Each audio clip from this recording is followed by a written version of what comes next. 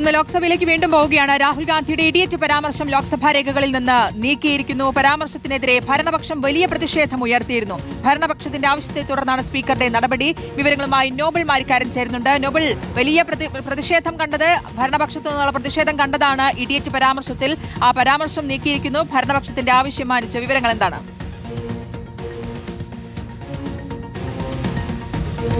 ശ്രുതി, ഇപ്പോൾ ഈ പാർലമെന്റ് സമ്മേളനത്തിൽ പ്രത്യേകിച്ച് ഇപ്പോൾ പരീക്ഷ ചർച്ചയിൽ പ്രധാനമായും രാഹുൽ ഗാന്ധി പ്രസംഗിച്ചപ്പോൾ അദ്ദേഹം ഇഡിയറ്റ് പരാമർശം നടത്തിയത് വലിയ തരത്തിൽ സഭയെ പ്രക്ഷുബ്ധമാക്കിയിരുന്നു. പ്രതിപക്ഷം ഈ വിഷയം ഉന്നയിച്ചു. പ്രത്യേകിച്ച് ഇപ്പോൾ രാഹുൽ ഗാന്ധിയുടെ ഈ പരാമർശം വന്നതിന് പിന്നാലെ ഭരണപക്ഷത്തിന്റെ ഭാഗത്ത് നിന്ന് വലിയ പ്രതിഷേധമാണ് ഉയർന്നത്. ഇത് സഭാരേഖകളിൽ നീക്കണം എന്ന ആദ്യഘട്ടം മുതൽ തന്നെ ഇതുമായി ബന്ധപ്പെട്ടുകൊണ്ട് കേന്ദ്രമന്ത്രിമാർ അടക്കം ആവശ്യപ്പെട്ടു. പ്രത്യേകിച്ച് കിരൺ റിജിജു, അതോടൊപ്പം തന്നെ കേന്ദ്രമന്ത്രി അടക്കമുള്ള ആളുകൾ, അതുമായി ബന്ധപ്പെട്ടുകൊണ്ട് രാജ്നാഥ് സിംഗ് അടക്കമുള്ള ആളുകൾ ഈ ആവശ്യം ഉന്നയിച്ചിരുന്നു. അതിന് പിന്നാലെയാണ് ഇപ്പോൾ സഭാരേഖകളിൽ നിന്ന് ഇഡിയറ്റ് എന്ന പരാമർശം നീക്കിയിരിക്കുന്നു എന്ന വിവരം പുറത്തേക്ക് വരുന്നത്.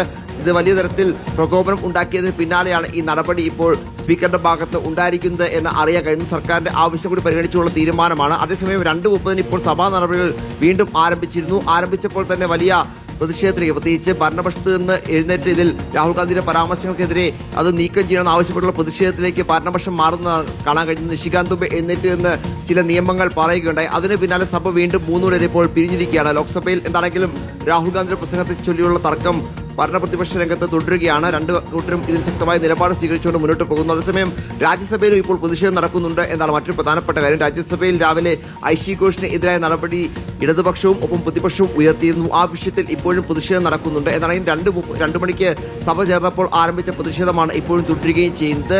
നിലവിൽ ലോക്സഭ 3 വരെ നിർത്തിവെച്ചിരിക്കുന്നു. രാജ്യസഭയിൽ പ്രതിപക്ഷ പ്രതിഷേധം തുടരുകയും ചെയ്യുന്നു. അതിനിടെയാണ് രാഹുൽ ഗാന്ധിയുടെ ഇഡിയറ്റ് പരാമർശം അടക്കം ഇപ്പോൾ സഭാരേഖകളിൽ നിന്ന് നീക്കാനുള്ള തീരുമാനം സ്പീക്കറുടെ ഭാഗത്ത് നിന്ന് ഉണ്ടായിരിക്കുന്നത്. ഭരണപക്ഷത്തിന്റെ ആവശ്യപ്രകാരമാണ് രാഹുൽ ഗാന്ധിയുടെ വിവാദ പരാമർശം ലോക്സഭാ രേഖകളിൽ നിന്ന് നീക്കിയിരിക്കുന്നത്. 3 മണി വരെ പിരിഞ്ഞിരിക്കുന്നു ലോക്സഭ. രാജ്യസഭയിൽ പ്രതിഷേധം തുടരുകയാണ്. നോബൽ മാരിക്കാരനാണ് വിശദാംശങ്ങൾ നൽകിയത്.